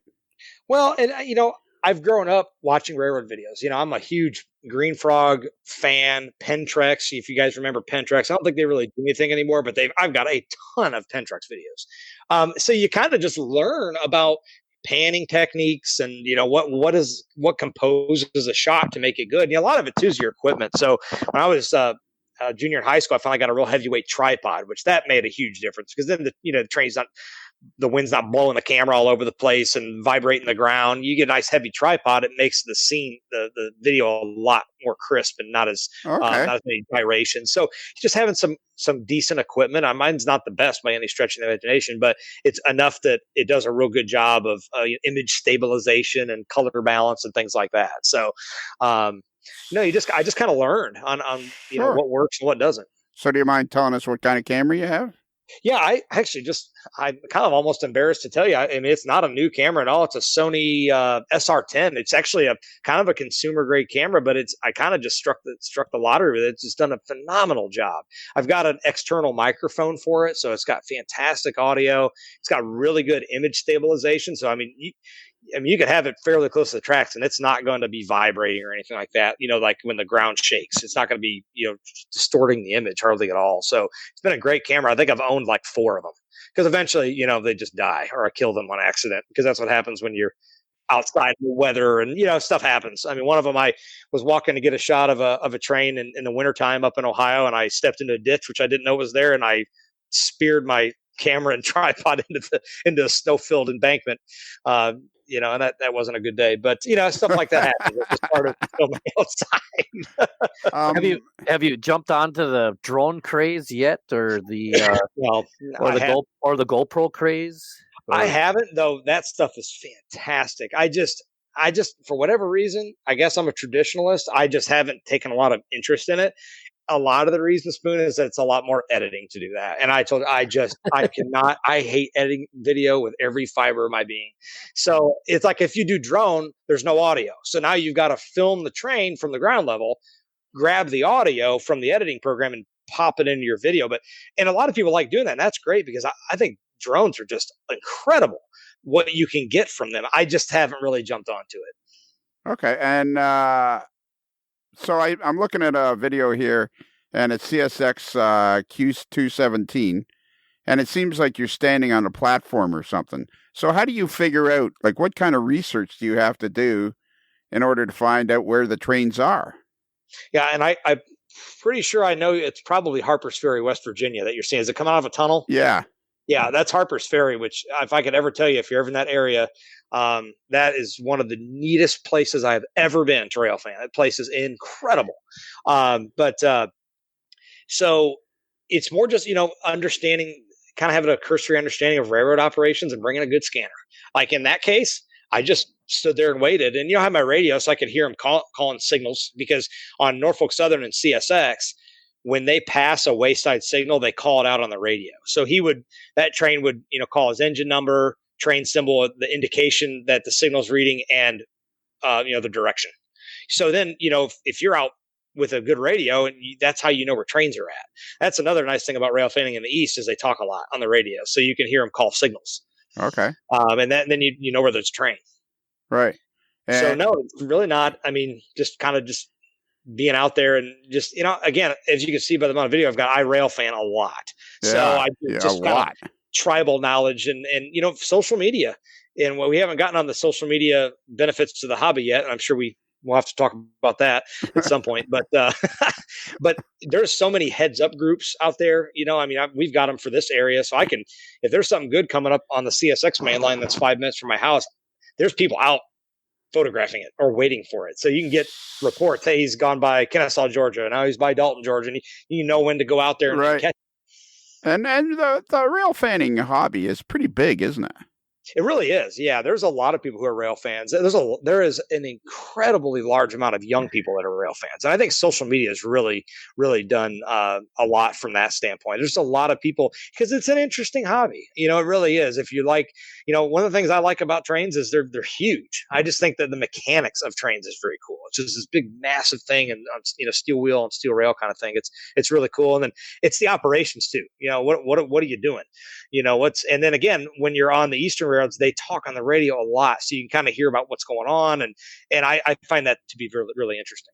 So I was going to ask you that question. Is like, what do you, for somebody like you, who's your dad was in it, your uncle was in it, it was something probably after your dad passed, was some way for you to connect with the memory of your dad by continuing on with it. Like, this is a question I like to ask. Like, what is the magic of the hobby of model railroading and rail fanning. Like, do you have any sense that, like, I'm, like, it's such a great community. The podcast has discovered this fantastic community that we're all coming together. What is the magic of rail fanning and model railroading, do you think?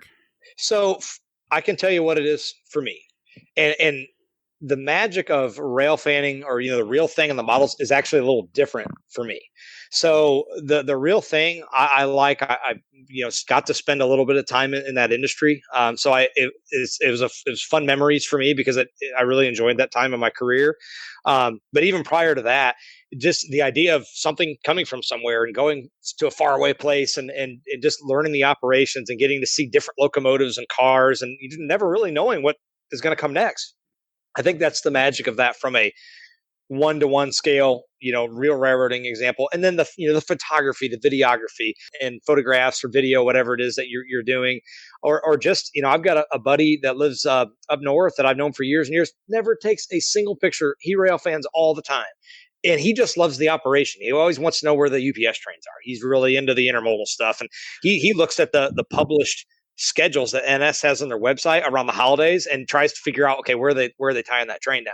I'm going to get up early in the morning because I want to see the nighttime train. The train that usually runs at 2 a.m. Now it's running in daylight because it sat over Christmas somewhere out east. He's really into that operation, and understand that. And so am I. Model railroading is a little different for me, and really took on a whole new meaning to me when I started building my current layout. Not to say that I need to escape from anything in my life, because I love my life, but it's a fun escape, and it's a fun way to have fun and accomplish something at home. If you're single or you don't have family and things like that, and I can go spend a weekend rail fanning, that's great. I personally can't really do that. I've got obligations here, but I can still enjoy my hobby and be at home. And that's a lot of fun. And one thing I love about model railroading is I can go down there for 15 minutes to get one thing done and feel like I accomplished something. Hey, I laid that piece of track.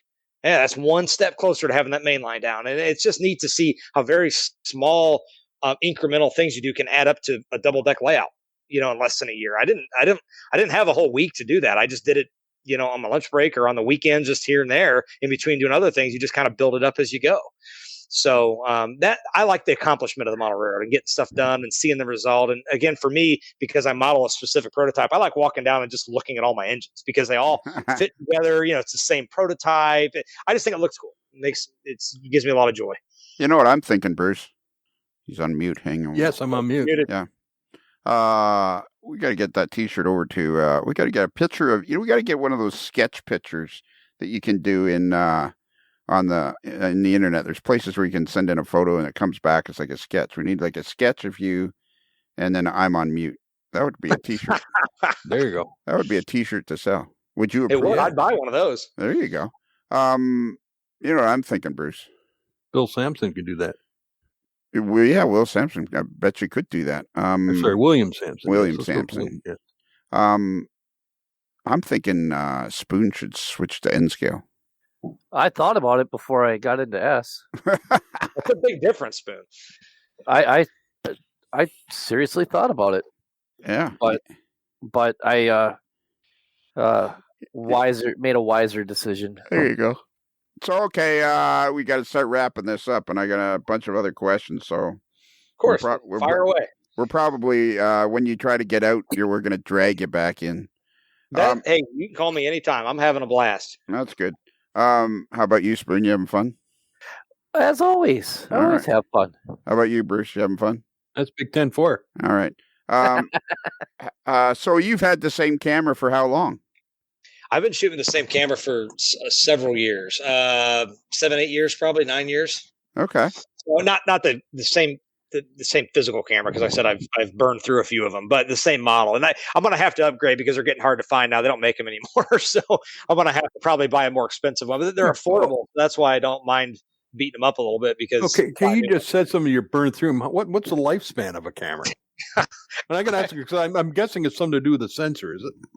Yeah, or this particular camera. I had an issue with one of them where the hot shoe mic on the top broke, and now the mic itself plugs in, but however, and I tried to fix it, but I just made it worse. when the mic was attached to the top of the camera with that loose hot shoe, and a hot shoe is where you attach an external microphone. You kind of slide it on there, but when it would rock back and forth, it would turn the camera on and off. So there was some short in there, and I ended up selling on eBay for $20, for as is broken, good luck fixing it kind of thing. And then another one, kind of just the same thing, just electronics just didn't turn on, it just got worn out. You know what I mean? And then I'm trying to think, I've had 4 of them. One I bought on eBay, and so they had reprogrammed it to infrared. And I turned it on, like, something's red. And I contacted the seller. It's like, well, I don't need it anymore. I was like, well, it's not mine. I just need my refund. So don't send it back. I sent it back anyway. So I just give my money back, But it's just technical stuff. They just get worn out. When you film outside, you get the moisture and the cold. The batteries start acting up, and they don't want to stay running, things like that. They just kind of wear out. This one I've got now, I've had for about almost a year and a half. Wow. It's still going strong, so hopefully I'll keep it for a while. The longest one I had one for a long time, and eventually just worn out. It just wore out. So probably, I'd say average lifespan 4 or 5 years.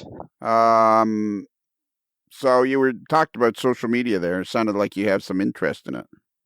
But social media, oh yeah, I'm a big Facebook guy. I don't do much anything else, and really, my wife just gives me a hard time to no end. She said we could never have shared Facebook profiles.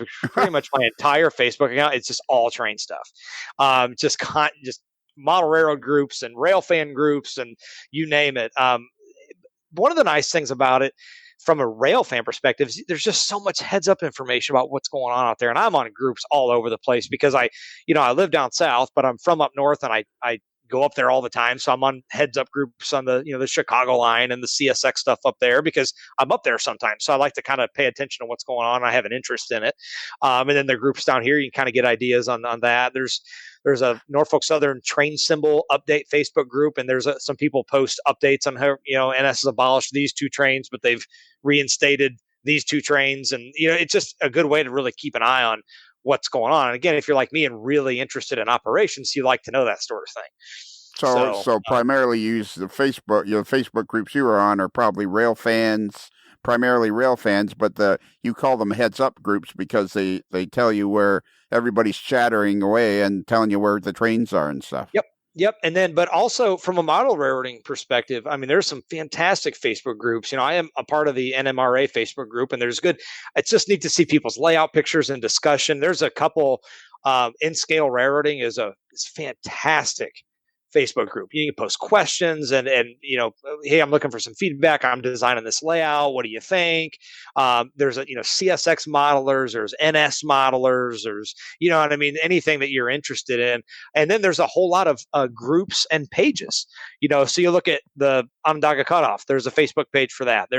I've got friends that, have Facebook groups or pages, depending on how they set it up. And you can kind of see progress on the railroads. They show videos of the railroads. So I love that stuff. I just eat that stuff up, seeing what people are doing. And it also gives you ideas. I was just talking I did a Facebook group update on my group last night, and there was a discussion back and forth about materials to use for backdrops. And I learned a few things even just today about different styles of backdrops to use. So, I mean, you learn so much. And what I usually do is I'll screenshot if I see a brand of something. Oh, I should get that. I'll screenshot it on my phone, then I email it to myself, and I have a little folder in my right. Yahoo mailbox. I can go reference it later on.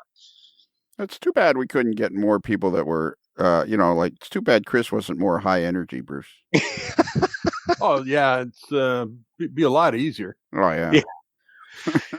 I need to get some coffee. I'm starting to fade. Yeah. No. Oh, you're starting to fade. Holy mackerel! Holy God! We're about 5 laps down after. Yeah, the race isn't even half over, and I'm 5 laps down. I took the car back behind the wall 20 laps ago already. I haven't heard much from you, Spoon. You got to get up early or something? Or? Yeah. But it'd be nice. Rich Winiski will be listening to this, and Rich Winiski is one of Dave Abley's right-hand guys. So tell us in a minute or two everything you know about the Onondaga Cutoff in Conrail. Well, excuse me, just learned it from listening to the podcast, Conrail era layout, late 90s. Really faithful to a kind of, I guess, proto freelance, because I know it's not a it's a real area, but as I understand, it's not actual line.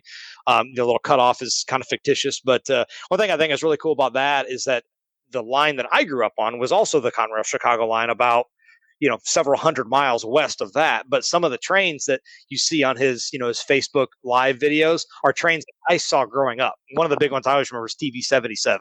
He talks about TV 77 going by on his layout. That would have been a train I would have seen in the late afternoon on the Conrail Chicago line, like the next day from where he was filming it, on his simulated railroad. So I think that's why I think it's really cool to see, because the trains he runs is what I really grew up on as a very young, like 13, 14-year-old rail fan. So that's why it's pretty cool. And it's a really neat railroad. One last question, and don't tell if you don't want to, but I got a feeling you don't mind talking about anything. Oh, yeah. What are some of your favorite spots to rail fan? So I had mentioned Harper's Ferry, West Virginia earlier. That's one of my tops. I mean, just look it up on the internet. The whole town is a National Historic Site. The trains, it's the old B&O, I think, Capital subdivision that comes out of Washington, D.C. And it shoots out of a tunnel, immediately crosses the Potomac River, and then goes by the old Harper's Ferry station around a big curve. It's all right there. And it's just really neat. And I'm a big junction guy in Deschler, Ohio.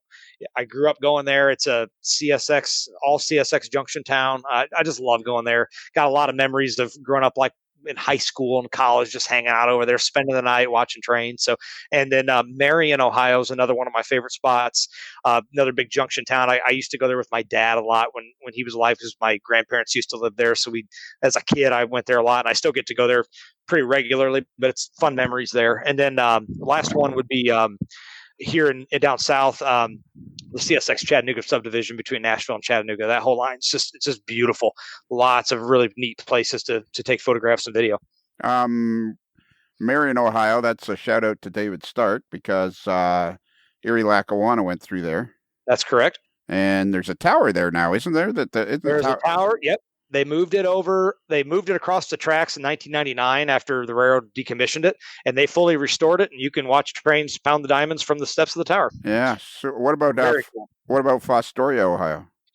I like Fostoria, but it's not one of my top places. And primarily, I'm a video shooter, and shooting trains going 10 miles an hour is not particularly exciting. Number one, and number two, a lot of the trains, when they do take those transfer tracks, if you want to get out of town to see it, it's hard to get out of town. There's a lot of stoplights and stuff like that, where if you go half an hour west to Deschler and you want to, some of the trains do the same thing. They take the connection tracks, but it's a little town. You can be out of town in 2 minutes shooting them going faster. Right. So that's why I prefer that. But Fostoria is fine. It's just, I don't tend to go out of my way to go there.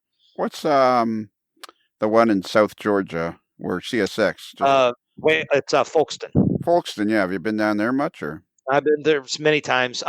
It used to be a lot better than it is. It's kind of a nothing burger now, in my opinion. It's not super busy. Again, that precision scheduled railroading has really killed that railroad. It's probably 40% down from where it used to be. I mean, it's still a decent spot, but if I'm passing through, I would stop and check it out. But and I have done that, but usually I don't see much of anything. You know what I mean? But it's neat. It's neat, especially because you go there in the wintertime, the weather's nicer and things like that. So yeah, I'd stop by.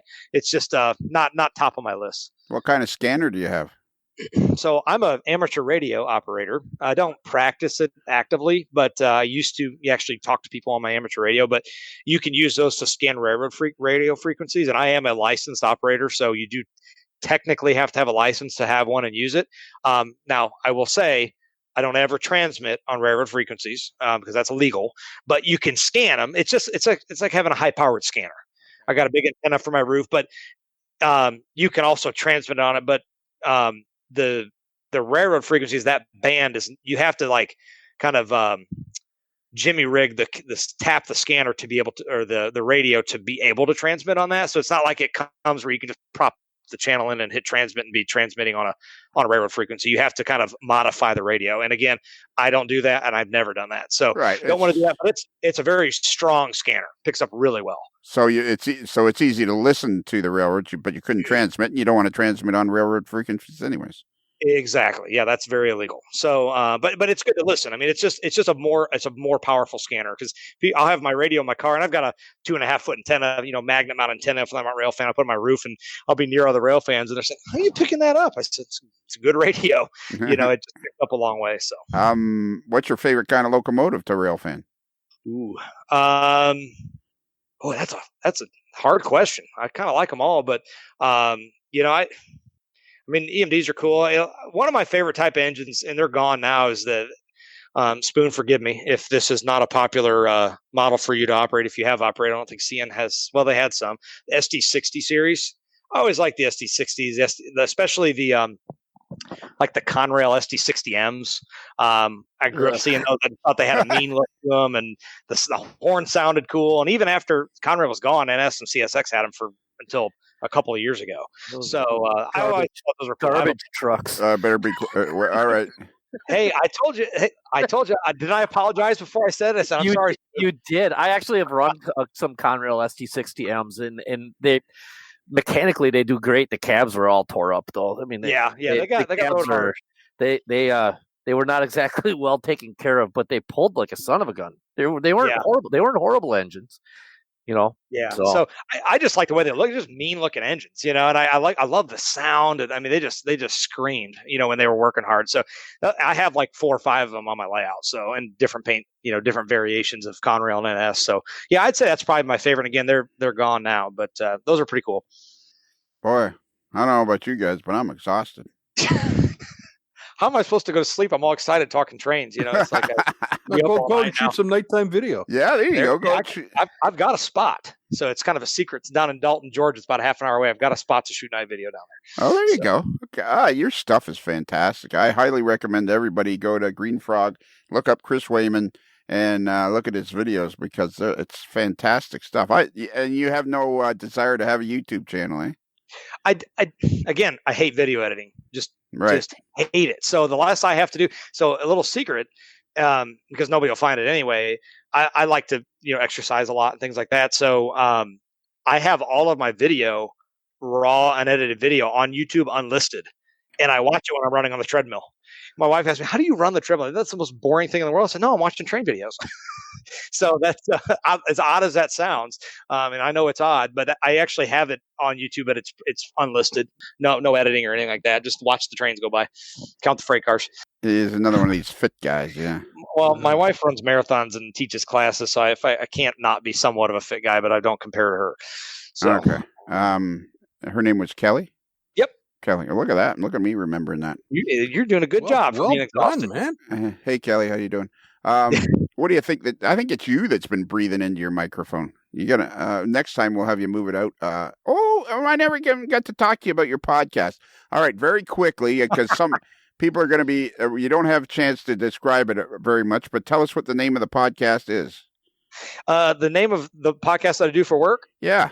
Yeah, it's called Inside the Lane. So like driving inside the lane. And it is a public podcast. You can download it and listen to it. It's for our drivers and things like that. But feel free to check it out if you're at all interested in trucking. They're I don't know if they're any good, but I enjoy doing them. Like 20, 25 minutes long. They're nowhere near caliber of A Modeler's Life. I'll tell you that much. But really? I told you. I believe it. Cool. Inside the Lane. All right. I'm going to look for that because it'd be fun to listen to your podcast. Man, you are perfect. You are, to me, what the hobby is all about. You're enthusiastic. And I think there's, do you think the hobby's growing or shrinking or going sideways? What do you think the hobby's doing? I definitely think it's growing. I just, look, and I think, Gordy said something like that. I know it's growing because you can't find anything. It just sells out so fast. Good example of this. I pre-ordered some cars 6 months ago through Lombard Hobbies. Got them right before Christmas. They're Microtrains TTX box cars. They are gone. I mean, you can't find them. I'm on an auction thing on Facebook, and this guy auctions off cars. And I was just watching it mindlessly last night, and somebody posted, "Did you auction off the TTX cars?" I said, "Oh yeah, those are the first things to go," because there's so much demand for what is being manufactured. That tells me there's just so much interest. And I was just watching one of the Rapido videos, and those guys are so entertaining to watch. But I mean, there's just so much coming out that you can model whatever you want. There's very few barriers to modeling basically anything because there's so much available. So I think that really opens up the hobby. So I definitely put it in the category of growing. Cool. I think it's growing. I think it's going to explode, and we're all going to be covered in model railroad goo. I found it Inside the Lane. We're excited to introduce a brand new podcast made just for U.S. Express drivers, but we need your help to make it great. I want to contribute, and then you've just started it last November, November 2020, and looks pretty. It'll be a fun thing to. I'm going to listen to a couple of these. Take a listen. Yeah, I just actually recorded one today, so I'm tired. My voice is tired. Well, yeah, and you talk so slow too. Yeah, well, you only have an hour and 45 minutes. So I got to fit 4 hours of content into an hour and 45 minutes. You can be on again. If you'd like. Would you like to be on again? I would love to be. Okay, we'll do that. We know a guy who can arrange that. Yeah, we know a guy. You got a guy. Yeah, we got a guy. And it's fun. It's been lots of fun talking to you, and there's tons of stuff to talk to you about. And yeah, we'll have you on. We barely even scratched the surface of the photos on your Facebook page, and I think we're going to talk to you lots and lots about rail fanning because that seems to be your number one passion. It is, I love model railroading too. But again, I say, if I had a choice between going out and rail fanning on a Saturday afternoon for 4 hours or working on my layout, and if it's a nice day, I'd probably rail fan because I enjoy being out, but I do love model railroading too, for sure. Yeah, I get that. Well, and there, I was never much of a watching rail fan videos, but I stumbled onto a guy out of Florida. His name's Danny Harmon, and he has a YouTube channel called Distant Signal. Are you familiar with that at all? I am. I love his channel. He does really good work, and he's got the best narrating voice of anybody I've ever met. You know what we ought to do? I want to interview him. You know who should be the co-host for that interview, don't you? I may have an idea or two. Yeah, that would be. You'd have a ball talking to him. I do know he is not a model railroader at all because he said that on his thing, but. We've got lots of rail fans and railroaders on this podcast. Absolutely. Too. It's about railroading. It's about the people that make up the hobby. Personally, my personal view is rail fans and model railroaders are pretty much interchangeable. Yeah. It just matters what you're particular interested within the hobby, but it's all kind of the same hobby overall. Exactly. We even have a guy that works as a locomotive engineer out of Green Bay, Wisconsin, home of the frozen tundra of Lambeau Field and the place where Aaron Rodgers can't win a playoff game. Yeah, well, I've heard he's pretty. Now, you work for Canadian National, right? What? You work for? Yeah. Sorry, wake up. Sorry, you work for CN, correct? Yes. Yeah. One of my best friends growing up and still today is a signal maintainer over on the Grand Trunk side over kind of by South Bend. Oh, hold on, hang on. Oh, okay. His name isn't Mike Burgett, is it? No, it's not. He actually works for Mike Burgett. Oh, really? Mike works through Mike's over that department, and then he flows up through Mike. So what you need to do is you need to get your friend to ask Mike if he knows a guy named Lionel Strang. I'll see if I can arrange. Or even better, have your friend say Lionel Strang says hi. Okay, I'll try. I think Mike's invited him over to see the layout before. So if you, I don't think it's ever happened. But what's your friend's name? My friend's name is Greg Lavoie. Okay, Greg Lavoie. If you ever get a chance to listen to this, if you could go up to, if you were the next time you're in communication with Mike Burgett, and you could say Lionel Strang says hi, that would be fabulous because that would complete a circle. I'll see what I can do. Yeah, he's been my buddy since we were little kids. So cool, and he's a signal maintainer on the CN. I think guy. I think the hobby and trains. Mike or Spoon, you talk. I mean, we talk about this all the time, how the whole thing is just one gigantic circle that seems to encompass tons and tons of people. Oh, yeah, absolutely. Just the hobby and the love it. And, I mean, you're a perfect example. You are like a shining star. I mean, it's like, you love being you like your job. You like being a locomotive engineer. You like working for the railroad. You like being a rail fan. You like model railroading. You like it all. You like every facet of it. Yeah. And you make a hell of a good burger. I do. I'm about to try that. Oh. Yeah. Let's try not doing it when it's 92 degrees outside. Or 92 below like it is right now. You like your burgers a little salty? Yeah. They're well preserved, eh? Yeah. Bruce, can you give out our email address? Yes.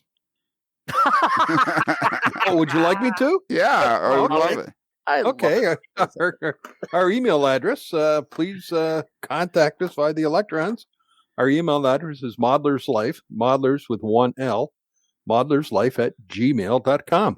And we have a website. And if you go to the website and you scroll down a little bit, especially if you're on your phone, you scroll down a little bit, there'll be a picture of Bruce, the moderately agitated mailboy, in a particularly agitated state. If you just click on that picture, you don't even need to know the address. You can, just fill out in the text and send your email off that way. And Bruce, I'm thinking, and I don't think you'll be offended, but I'm thinking of asking William Sampson to draw a picture of Fred the Sock behind the desk answering emails, kind of assisting you. There you go. Yeah, I think that'd be kind of cool too. I have a lot of projects for William Sampson. I just haven't told him yet. Maybe he just found out. We'll know shortly. I guess. Yeah. And we have a website, modelerslife.com, as I just said.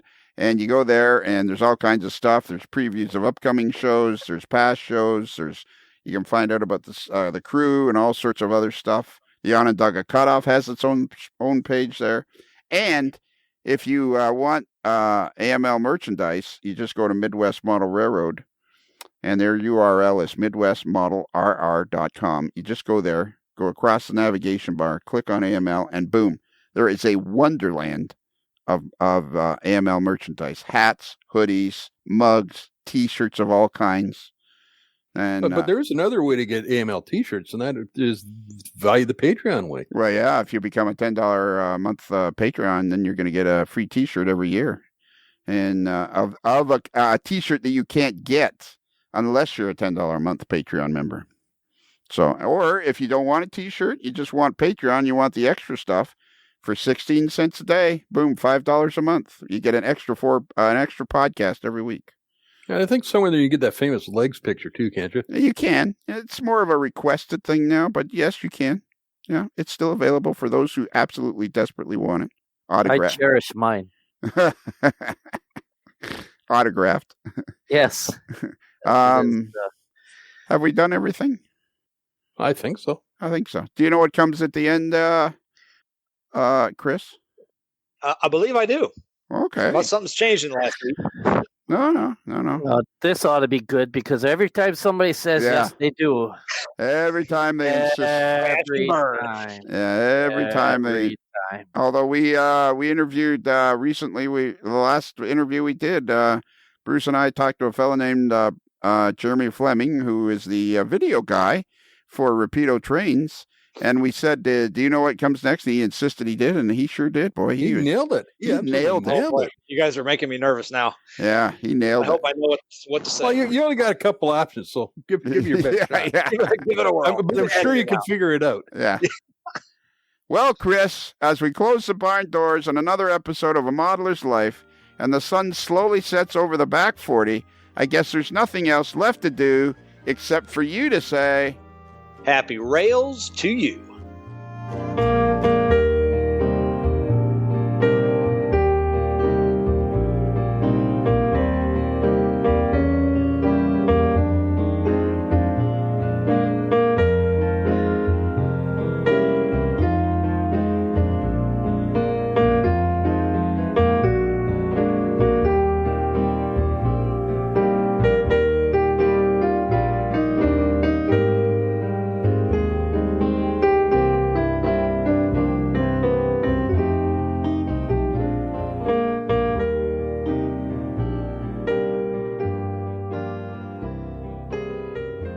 While in Busted Knuckle, guests of A Modeler's Life podcast stay at the Casa del Sol Motor Court and Inn, where late night dancing at the Rumba Room is a magical event to be experienced. It's another Lincoln Homer.